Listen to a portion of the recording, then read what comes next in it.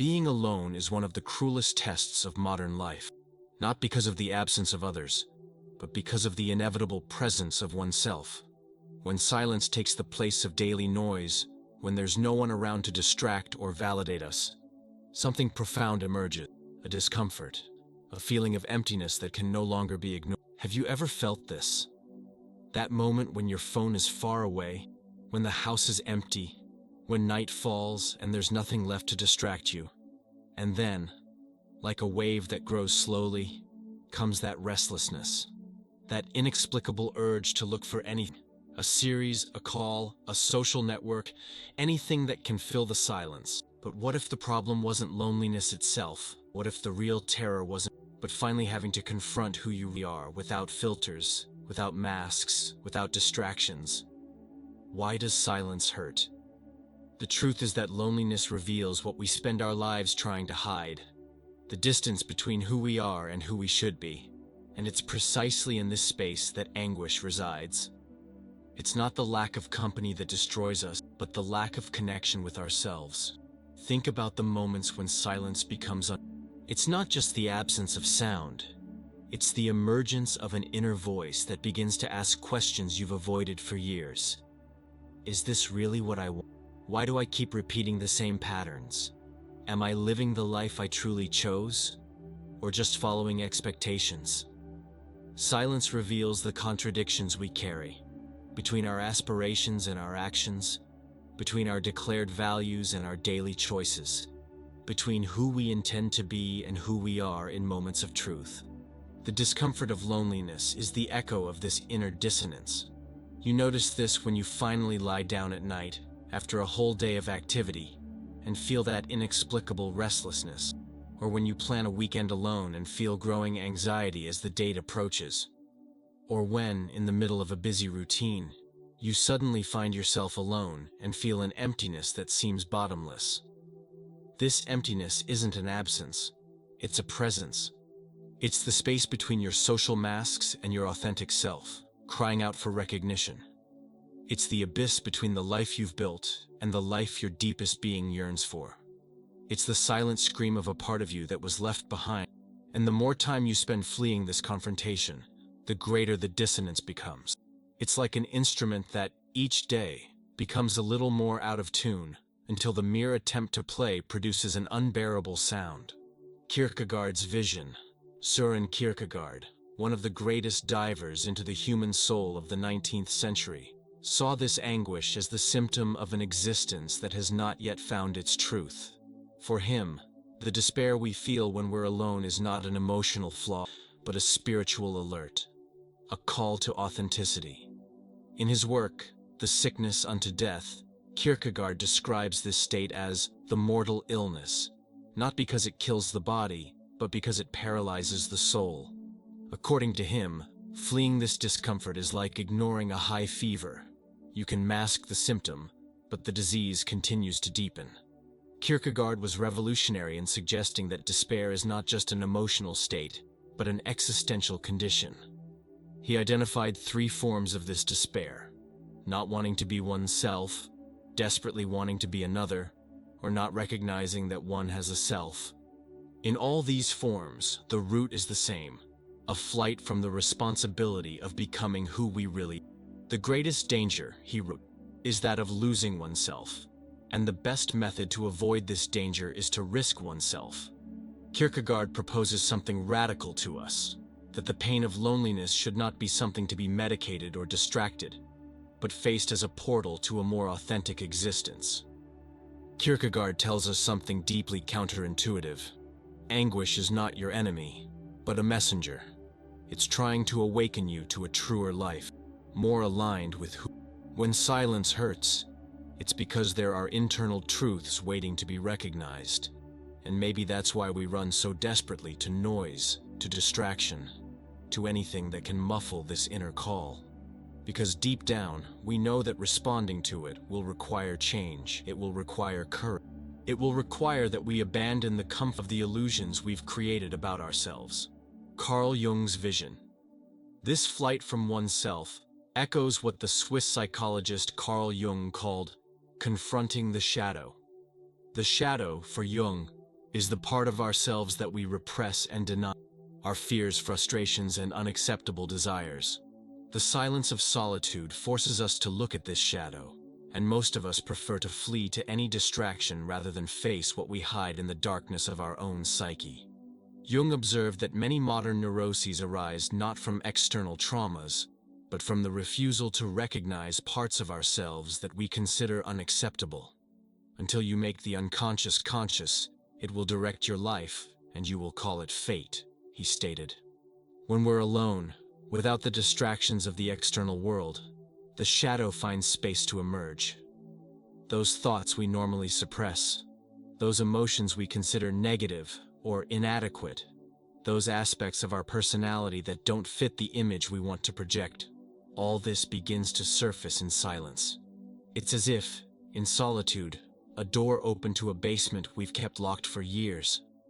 And what scares us isn't the darkness of that basement, but the suspicion that there lie essential parts of ourselves waiting to be integrated. For Jung, this integration, the process he called individuation, is the central work of human life, and it's work that can only be done when we have the courage to be truly present with ourselves, facing both our light and our shadow. That's why solitude, when embraced instead of avoided, becomes not a prison, but a laboratory. A sacred space where the essential work of self-knowledge and integration can finally happen. And it's this transformation, from loneliness as prison to solitude as laboratory, that marks the beginning of a profound journey toward who we really are. If this resonated with you, leave your light. This simple gesture helps us reach more people who might need to hear this message. Subscribe to continue this journey of self-knowledge with us. Now, let's explore what great thinkers discovered about this phenomenon. Schopenhauer's vision.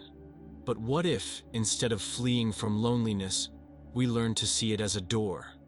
This is where Arthur Schopenhauer's perspective becomes essential. For him, the capacity to be alone is not a weakness, but a mark of greatness. Solitude is the refuge of elevated spirits, of those who have found a home and fortress within themselves. Schopenhauer, the German philosopher of the 19th century, known for his lucid pessimism, made a crucial distinction that our society seems to have forgotten: the difference between loneliness and solitude. Loneliness is a state of lack, of want, an experience of painful isolation. Solitude, on the other hand, is a state of fullness, of self-sufficiency, an experience of communion with oneself.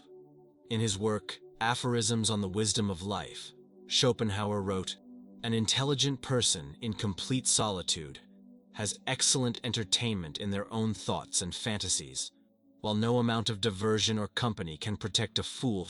For him, the capacity to be well with oneself was not just a personal skill, but a spiritual conquest.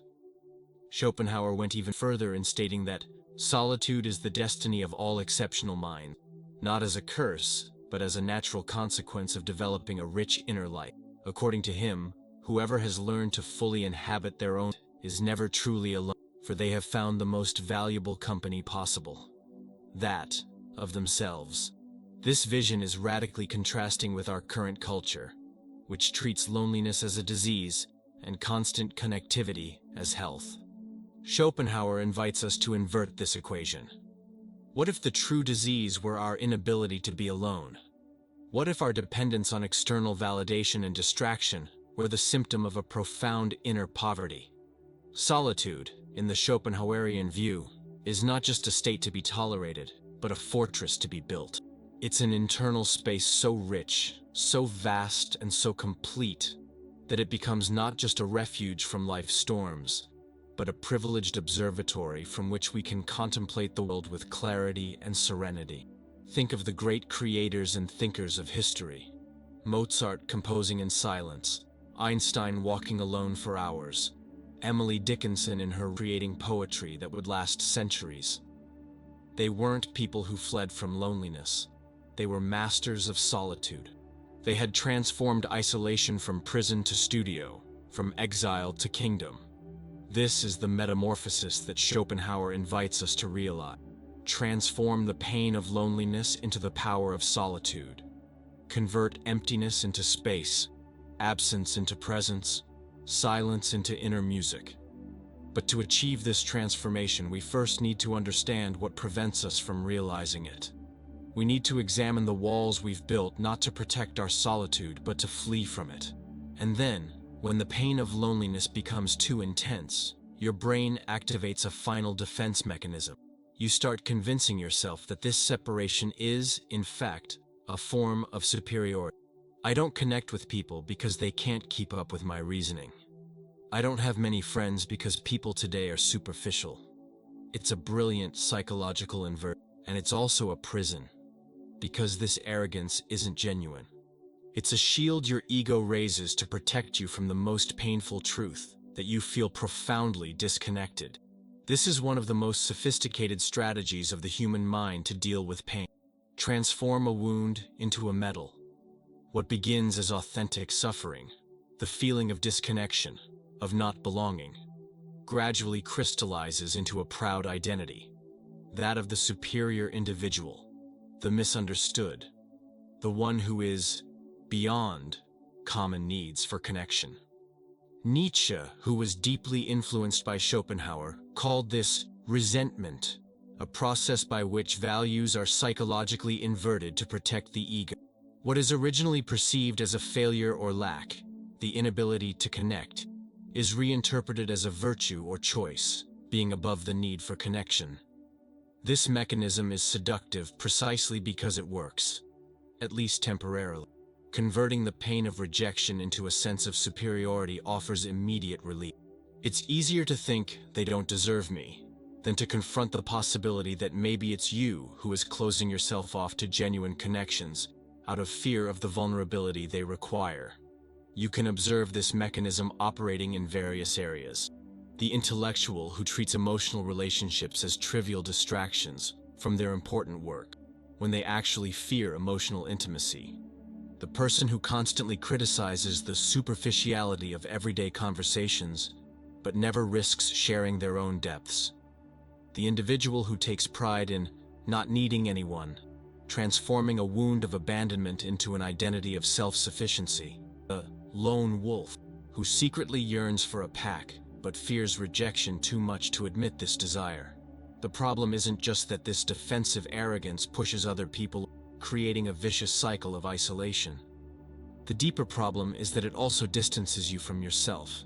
Because to maintain this illusion of superiority, you need to continuously repress your authentic vulnerability, your natural desire for connection, your shared humanity.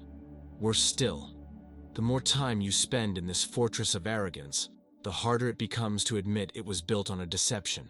The ego has invested so much in the narrative of superiority that abandoning it seems like a form of death. And so, what began as a temporary protection mechanism transforms into a permanent prison. This is the great irony. In the attempt to avoid the pain of loneliness, we end up building an identity that guarantees our perpetual loneliness. In the effort to protect our ego from the wound of disconnection, we make true connection, with others and with ourselves, practically impossible. And maybe that's why so many people remain trapped in a state of painful isolation, even when they apparently have every opportunity for connection. It's not that they don't know how to, it's that they've learned, deeply and unconsciously, to fear connection more than they fear loneliness. To transform loneliness into solitude, we first need to dismantle this wall of defensive arrogance. We need to have the courage to admit that yes, we desire connection. Yes, we feel alone sometimes. Yes, we fear rejection. And no, we're not superior to others in our loneliness. We're just human, with the same fundamental needs as all other humans. This admission isn't defeat. It's the first genuine step toward freedom. The freedom to experience both authentic connection and nutritive solitude, without one threatening the other. As Schopenhauer might remind us, true greatness isn't in denying our common nature, but in cultivating it to its highest potential. Not in pretending we don't need others, but in developing such a rich relationship with ourselves that we can choose solitude without fear, just as we can choose connection without desperation.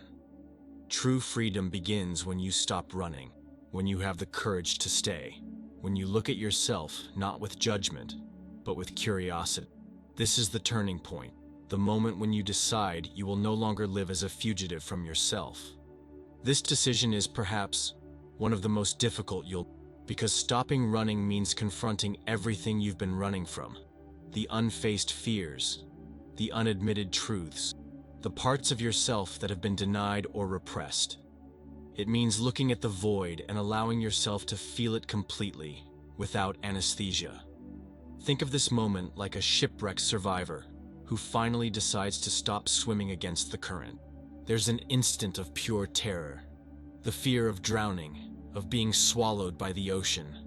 But then, paradoxically, comes the discovery. When you stop fighting the water, your body naturally floats. What seemed to be your destroyer becomes your sustainer. Similarly, when you finally stop fleeing from loneliness, something surprising happens. What seemed to be an unbearable void begins to reveal contours, textures, colors. What you thought was a bottomless abyss shows itself in reality as a space that can be inhabited, explored, even appreciated. This is a decision it's an act of deeply personal courage. A moment when you say to yourself, no matter what I find when I stop running, whatever truth emerges from silence, I'm ready to face it. It's the decision to transform yourself from fugitive to explorer. But how do you fill the void that flight left behind? The psychiatrist and Holocaust survivor, Viktor Frankl, offers us the answer in his logotherapy. He discovered that the most powerful force in human life is not the search for pleasure or power, but the search for meaning. The emptiness you feel, according to Frankl, is an existential vacuum, a symptom of a life without purpose. The transformation of loneliness into solitude, therefore, begins when you stop asking, what can life give me? And start asking, what does life expect from me? What meaning can I create? Frankl didn't arrive at this conclusion through comfortable academic reflections. He forged it in the furnaces of the most extreme human suffering, the Nazi concentration camps. There, where all human comforts and dignities were stripped away, he observed a surprising pattern. It wasn't necessarily the physically strongest who survived, but those who could find meaning even in suffering. In his book, Man's Search for Meaning, Frankl wrote, "Those who have a why to live can bear with almost any how."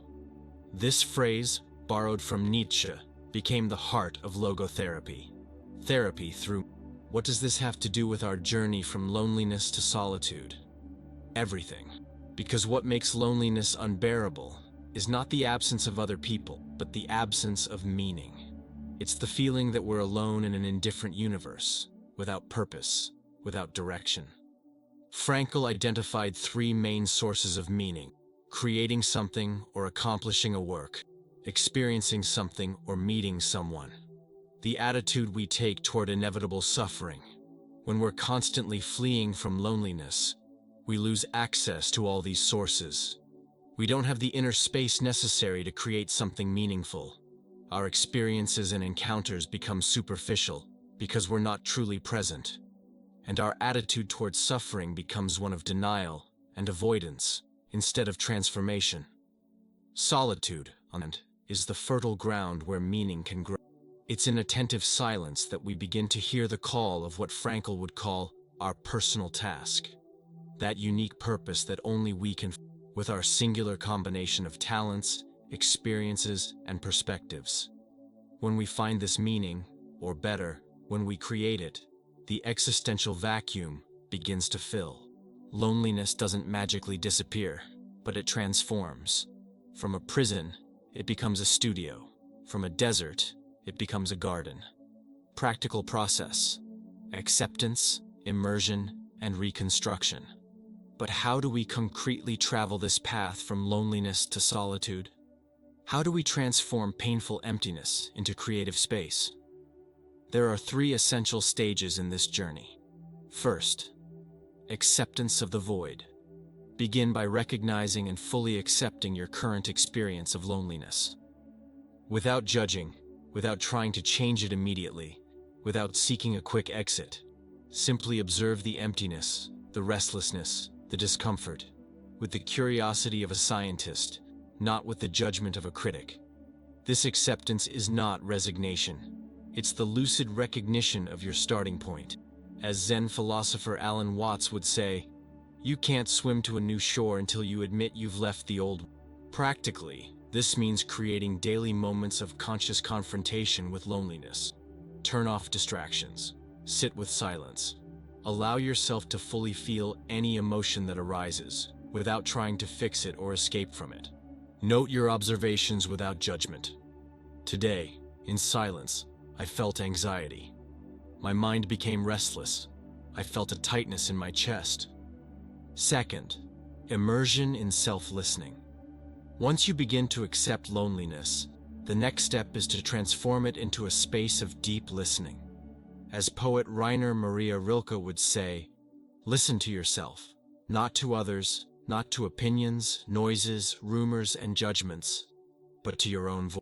This self-listening is very different from the critical internal monologue we're accustomed to. It's receptive, patient, compassionate listening, like you would listen to a child trying to express something important, or a dear friend sharing a difficult truth. In practice, this means asking deep questions of yourself and giving space for answers to emerge naturally, without forcing them. What really matters to me? What awakens genuine curiosity in me? What pain in me is asking for attention? What joy is asking for expression? These questions can be explored through reflective writing, meditation, silent walks, or any practice that creates a space for genuine listening. Third, reconstruction of inner space. With time, as you develop the capacity to be present with yourself, begins the phase of active reconstruction, the transformation of inner space from a place of torment to a sanctuary. This involves cultivating practices that nourish your inner life. Deep reading, not as escape, but as dialogue with other minds' artistic creation, even if amateur, as expression of your authentic being. Contemplation of nature, which reminds us of our connection to something great. Cultivation of meaningful personal rituals that mark time and honor transitions. Regular meditation, which strengthens our capacity to be present. These practices are not distractions from loneliness. They are ways to inhabit it more fully, to transform it into solitude. As poet May Sarton writes, solitude becomes in us the ocean in which we finally swim with. And it's in this inner ocean, paradoxically, that you discover you were never really alone. You were just disconnected from yourself, from your purpose, from your capacity to create meaning even in moments of isolation. And this connection won't come because you conquered it with your intelligence or earned it with your It will come because you finally were willing to step down from the isolated pedestal and enter the messy, imperfect, wonderfully real world where the rest of people live. Because here's the liberating truth. You don't need to be the smartest person in the room to belong in it. You don't need to have all the answers to be valuable. You just need to allow yourself to be human. This is perhaps the deepest paradox of the journey from loneliness to solitude. When you finally learn to be truly alone, you discover you're never really alone. When you embrace solitude, you become capable of more authentic connections with others. Because the same courage that allows you to face silence is the courage that allows you to be vulnerable with another person. The same authenticity you cultivate in solitude is what makes a genuine encounter with another human being possible. The same acceptance you offer yourself is what allows you to accept others in their imperfection. As poet Rilke wrote, love consists in this: two solitudes that protect, touch, and greet each other. When we stop using others as escape from our loneliness and begin to see them as journey companions, each with their own solitude, something extraordinary. Connections become not desperate dependencies, but encounters between complete. You no longer need constant validation from others because you've learned to validate yourself. You no longer need perpetual distractions because you've learned to inhabit silence. You no longer need to prove your worth because you've discovered a worth that no one can give or take from. This is the true promise of solitude. Not a life of isolation, but a life of deeper connections. Not a withdrawal from the world, but a more authentic re-engagement with it. Not a denial of your need for others, but a transformation of the nature of that need, from desperate dependence to conscious interdependence. And maybe this is the most surprising discovery of all. What you feared finding when you stopped running, the emptiness, the insignificance, the unbearable loneliness, ends up revealing itself as the portal to the very freedom you've always sought. If this journey resonated with you, subscribe to this channel. And comment below, what was the first truth you found when you stopped running? Sometimes naming what we find in silence is the first step to transforming it into. Share this video with someone you perceive as fleeing from silence. Not as an accusation, but as an invitation. An invitation to the most important journey any of us can make. The journey back to ourselves. And remember, the next time silence descends and restlessness arises, maybe it's not loneliness that scares you. Maybe it's finally discovering who you really are. See you in the next video.